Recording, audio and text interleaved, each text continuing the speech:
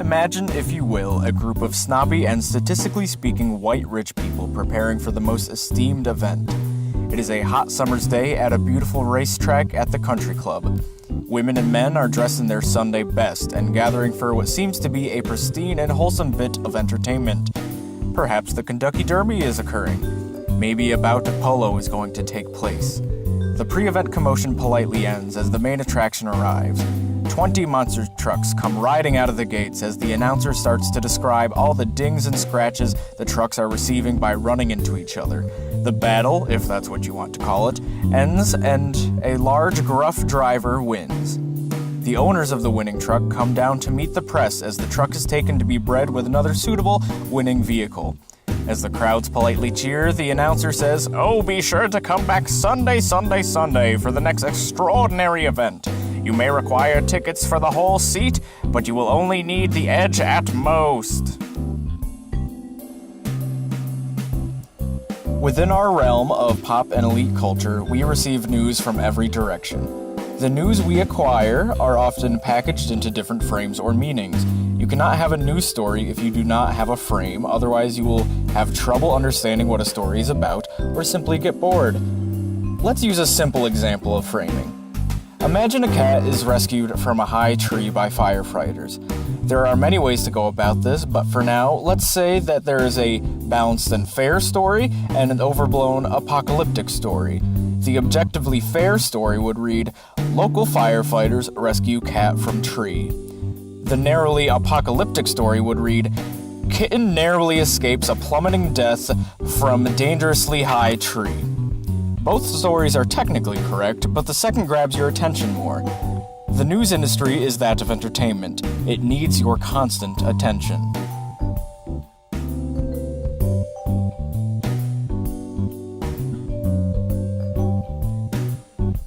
Phil Collins once said, "Two worlds, one family." But most advertisers say, "Two genders, two ways to market the same product." Let's use Legos as an example of how marketers narrow society's overwhelming sense of binary gender at an early age. These are both Lego sets. The Lego City construction site is aimed at boys, and the Lego Friends equestrian training thing is aimed at girls. From what we can gather from the Lego City product, boys are supposed to be rugged and tough.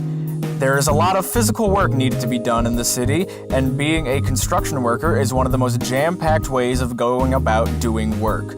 Remember, you can't have construction without destruction. The Lego Friends product tells a different story. Girls are supposed to like and ride animals like horses.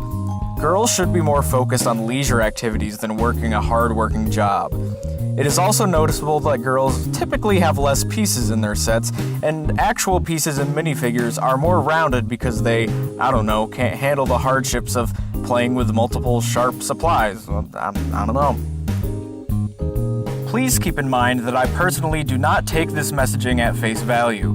Owning and maintaining horses is a serious and respectable privilege, and anyone who takes care of horses deserves more respect, and McGann's horse is named the Wily Vet, and I don't know, I just wanted to include that because it wasn't on the test. Okay, well, we can move on.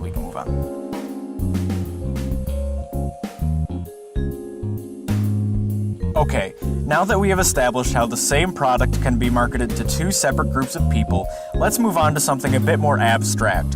What if an advertisement flipped gender roles entirely? What would that look like?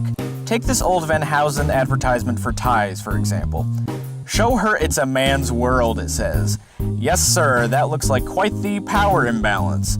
It would be a shame if the woman was sitting in bed professionally dressed while the subservient man serves her a delightful breakfast. It would now say, "Show him it's a woman's world." In this day and age, the ad like that would be very empowering. No wonder male advertisers enforced these narrow views of the world on us at the time. If these ties of professional clothing were advertised in such a flipped manner, the tone really does shift from misogyny to feminism rather quickly. It can also be noted that a man serving a woman breakfast in bed would be seen as charming or cute.